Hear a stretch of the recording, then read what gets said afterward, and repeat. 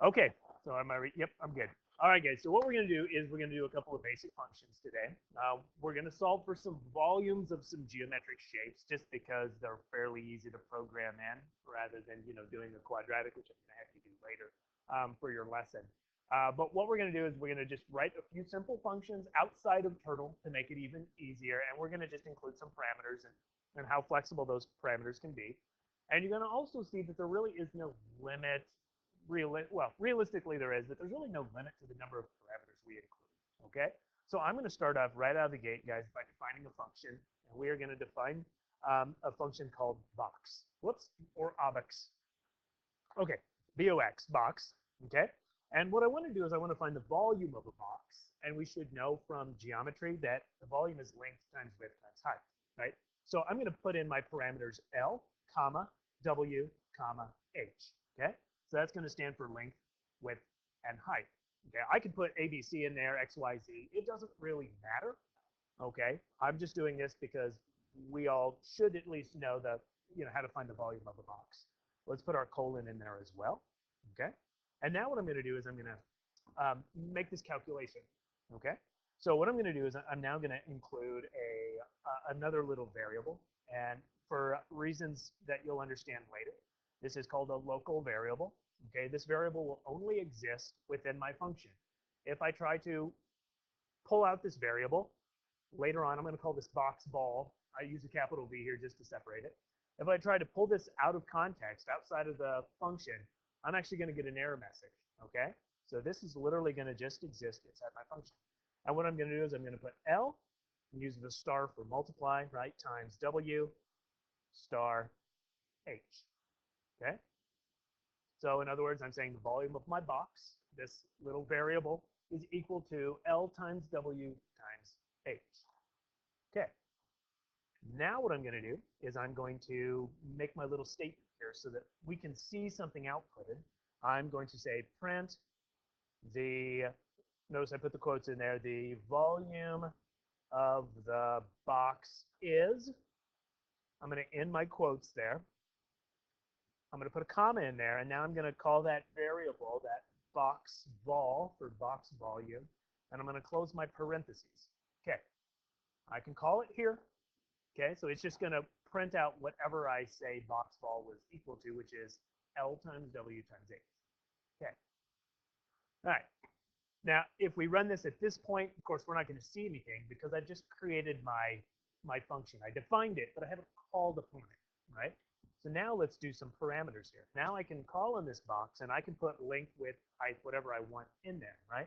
So I can call my function box, and in parentheses I can put those parameters in there. So let's say the box was, it doesn't. I'm not going to put units in here. Let's just say it was 2 feet long, right, by 3 feet wide, and it was 4 feet tall. 2, 3, 4. Okay. So now, right, I've called my function box. And so what it's going to do is it's going to take these numbers and it's going to input them into here, right? So I've called it. So it's going to take 2 for L, 3, 4. So it'll take that 2 times 3 times 4, which is 24, correct? 2 times 3 times 4 is 24. And then it's going to print here the volume of the box is 24. So we can go ahead and run this, guys. You might save this one today as functions with parameters. So let's go ahead and hit that. I'm going to hit F5. Okay. And there is my little program. The volume of the box is 24. Okay. Now, what I would like you to do is go ahead and call this function a couple more times and change your parameters. Okay, put different measures in there for L, W, and H, right? I could call box, and I could just check it to make sure it's really simple. If I put 1, 1, and 1, and I run that, I should get, whoops, hit the wrong button. I should get 24 for the first one and 1 for the second one, right? As many times as I want to call that, okay? And I can just keep changing those parameters. Okay, I'm going to click, change them up here. If I make 10, and just try it out. See if you can make really big numbers in there too. See if it still works.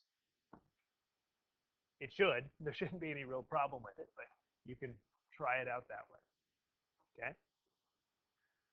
So that is a simple function, just using, in this case, 3 parameters. I could just use 1 parameter if I wanted to. okay?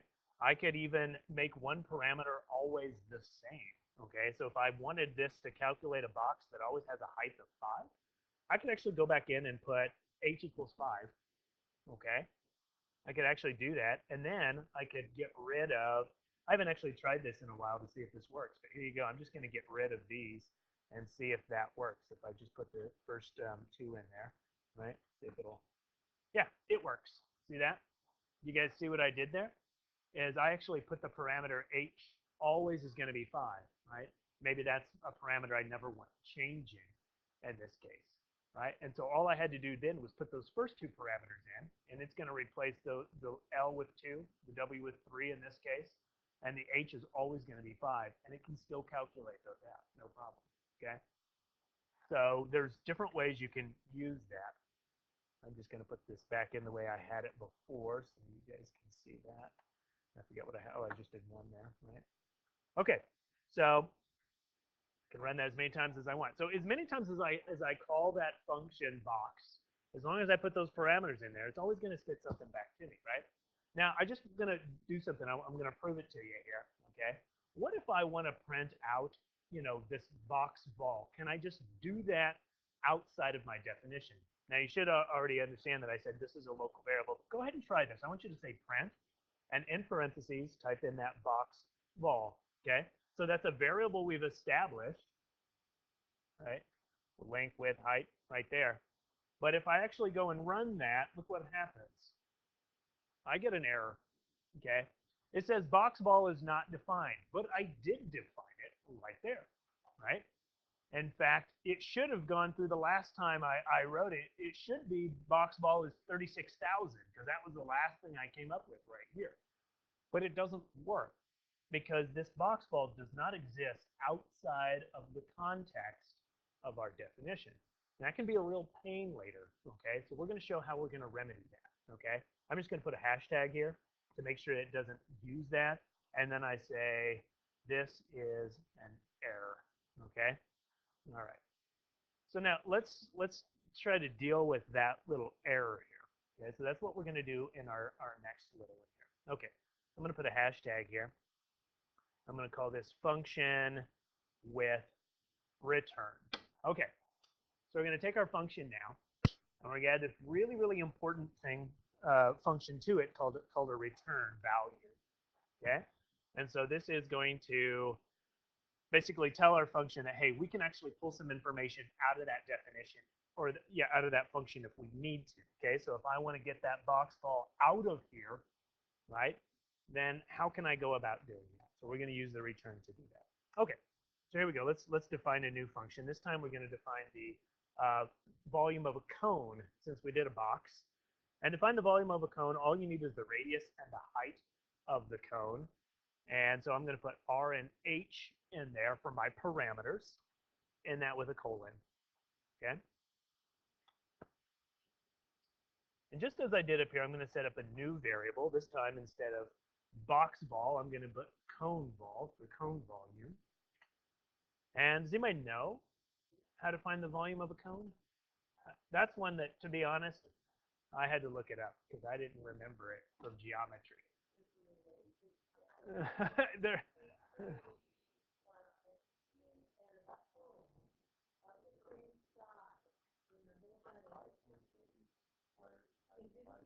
Oh, he's got it over here. He's got it. He's got it.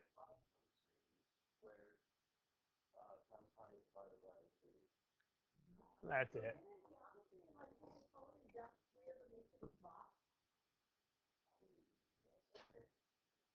Oh, did you do that? That's fun. That's a great. That's a great. Yeah, yeah, that's right. All right. So anyway, so what I need is pi. Now I'm going to simplify it here because I don't have the math module here. So I'm going to just put 3.14.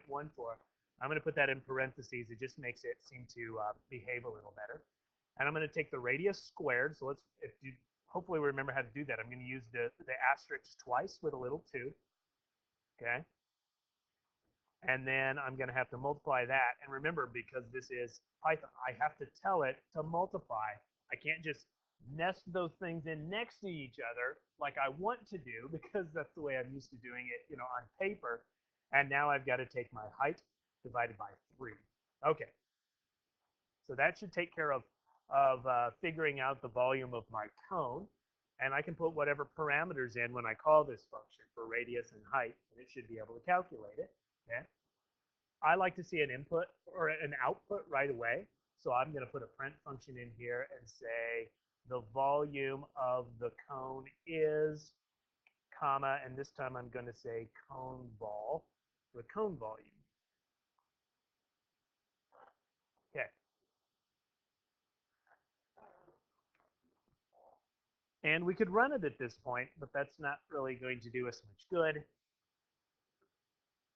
because we're just going to see what we saw up here because we haven't called this yet. So we can go ahead and call that when we get that done. You can put some measurements in here, okay?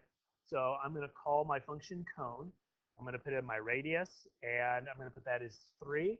I'm going to put in my height as 9, okay? And once I got that, I can go ahead and run it to make sure this thing all works. So let me hit F5. All right, here we go. Move this up a bit. Okay, so now running my program, it still tells me I called the box function 3 times with different parameters, so I've got these different things. And now I've got my volume of my cone is 84.78, okay? And that is the function cone with parameters 3 and 9. 3 for radius, 9 for height, and then it plugs that in, okay? Now, I want to use this cone volume to some extent here. So I'm gonna show you how we're gonna do that. So we're gonna add something to our function now. So I need you guys to go back to your function after your print, and we're gonna say the following. We're gonna say we want this cone volume to be accessible outside of the definition. Okay. So I'm gonna use this return function here. So I'm gonna say return, and I'm gonna say cone vol for that variable. Now, what this is going to do, guys, is whatever parameters I put in here, it's going to establish this variable cone vol. And when it returns that number, it basically means that for the time being, cone will be defined as cone volume. Okay, this is weird. It didn't do that before. It literally just ran this little line of code.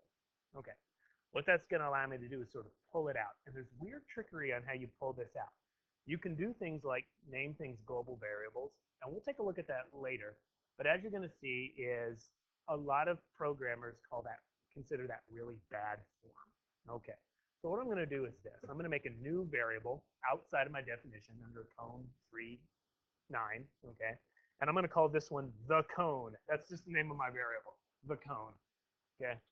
I'm going to move this up for you so you can see it a little better back there, okay? I'm going to set this variable equal to whatever is returned from my function, okay? And the way I'm going to do that is I'm just going to call that function cone, and I'm going to put those same parameters in there, 3 and 9, okay?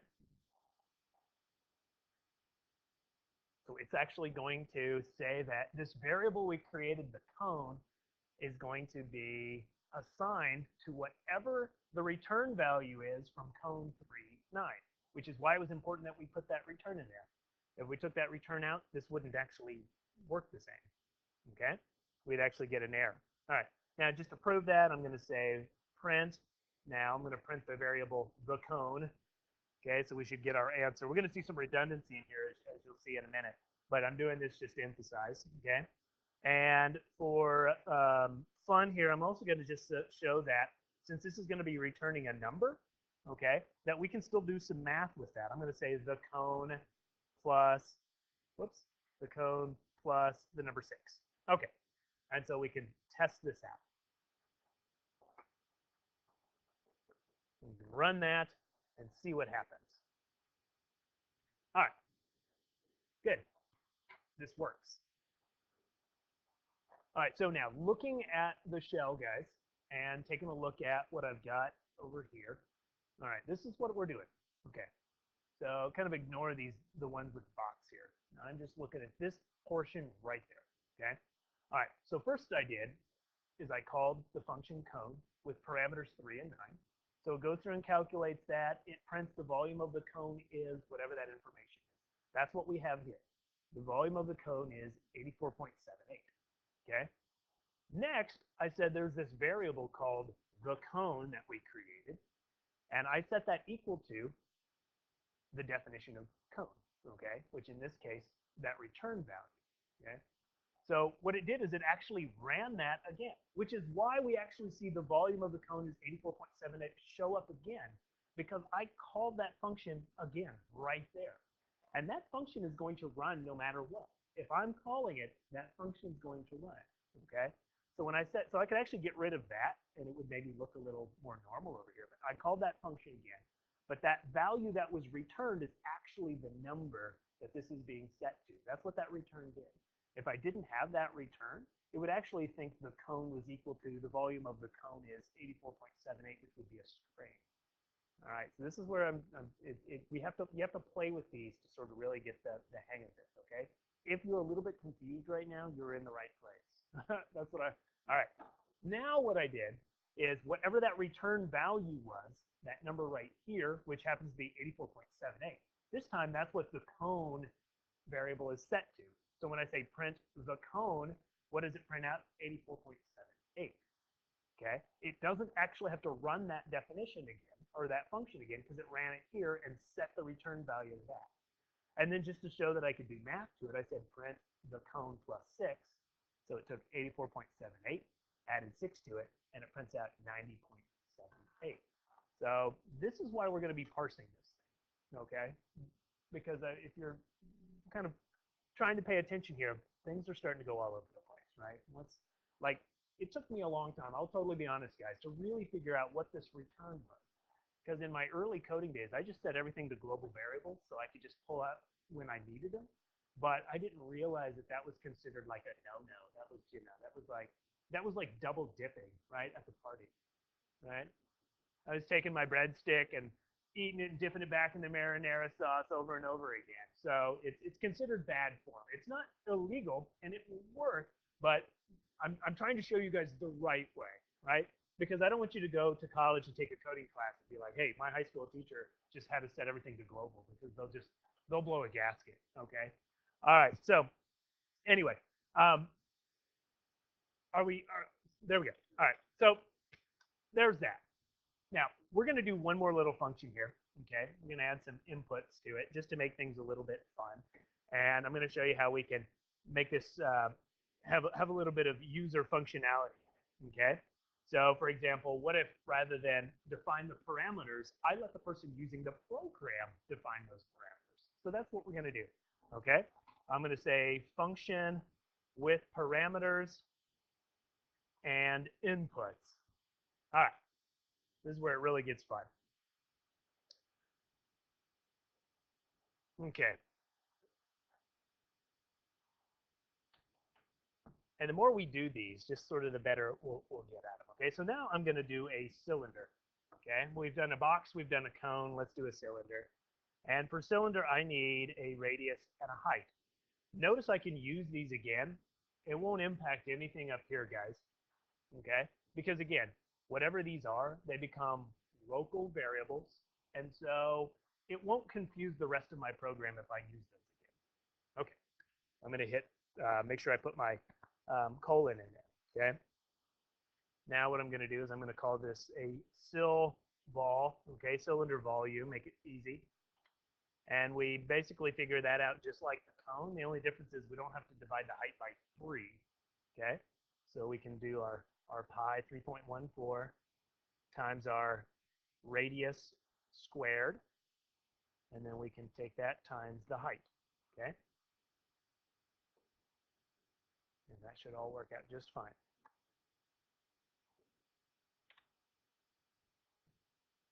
Now I could print out the volume of the cylinder is and put that in there if we want to. So I'm going to go ahead and do that.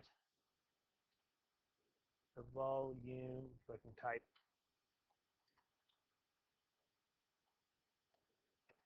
And I called that cyl vol.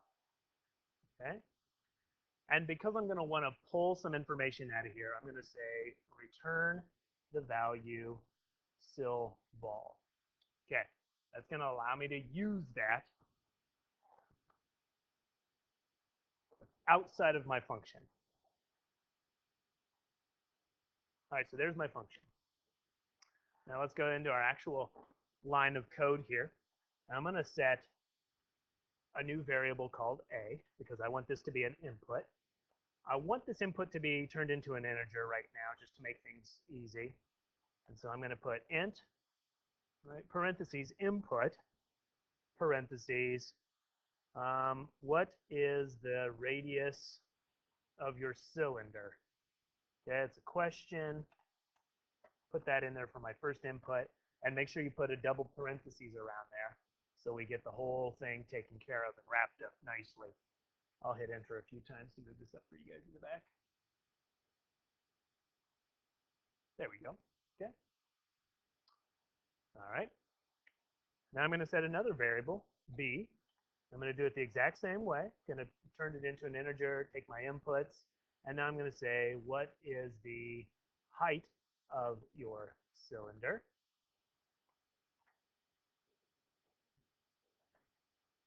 Double parentheses at the end there.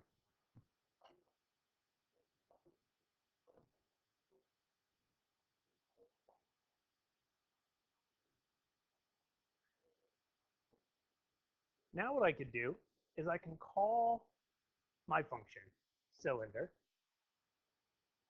okay? And for my parameters, rather than put numbers in here, I just ask the user to input those. So I can just put A and B in there like that, okay? So whatever the user puts in, right? So if the user says the radius is 4, parameter A will become 4. That will become R up here, right? And if they say the height is 7, then B becomes 7, and H up here becomes 7, okay? Because that's what I'm putting the parameters in for this function called cylinder. So you could go ahead and run that if you want to, okay? And put some numbers in there, right? Here, I've got it right down here. What's the radius of my cylinder? I just said 4 and 7 as my examples. And there we go. It gives me the volume right there, right? It ran that function as if 4 and 7 were my R and H. Whatever I want to put in there, because I'm asking the user for that input now. So it says the volume of the cylinder is 351.68 in this case, okay? Whatever unit we used, right? Cubic centimeters or milliliters or liters, right? Okay, I'm going to do one more thing here. We're going to do a little double check here, okay? I'm going to set a new variable. I'm going to try to use this return one here, okay? So I'm going to say this is called just the cylinder, okay, is my new variable. And I'm going to say this is equal to function, the return value really is what I'm saying. It's the return value of the function cylinder A, B. I don't have to put that space in there, but I try to keep things consistent as I'm writing these, okay? All right, so really when I'm saying cylinder A, B, I'm really asking for the return value of that, okay? And then right here, and it's going to run this again. So what I'm going to see is whatever I plug in for A and B, it's going to tell me the volume of the cylinder is. It's going to run this function again, which means it's going to again say the volume of the cylinder is, and give me that information, but it's going to take whatever that number is, that cyl vol, and it's going to turn that into this variable, the cylinder. And so I'm just going to prove that by saying print, just double checking, right? The volume really is, and I'm going to end that there, that string, put a comma in, and type the cylinder, and end that. The cylinder. Yes. And you will not be able to use that information outside of the function, okay? And that's really important because a lot of times we really need to use that information outside of the function. Okay, so now if we run that again, guys, we get to go through the whole rigmarole where we ask the radius. I'm just going to keep it the same since just for consistency's sake. And notice I told you it was going to print that out twice, and that's because every time we call that function, it's going to execute it. And since I actually have a print function inside my defined function, it's going to print that out each time it runs through there, right? And so now you can also see, whoops, what I do? Double checking. What, oh, yeah, I don't know what I just hit there, but shows you what it is, right? It says just double checking, the volume really is 351.68, right? I put that in there. Now you can try it without, right, if you want to. Take that out, run it again, see if it'll work. See, look at that. Look at that. Just double checking the volume really is none. What it's saying there is it doesn't really have anything to put there because I didn't specify to return that value. Okay? It just does the function and it's over. Basically the computer forgets at that point. Without that return function in there, it will not essentially remember that it's got to do anything with that data. The data is lost. So I'm just going to put that in there again for consistency's sake, right? Run it again. 4, 7. There you go. Okay. So it really does work. So that return function really does have an important feature there. Okay.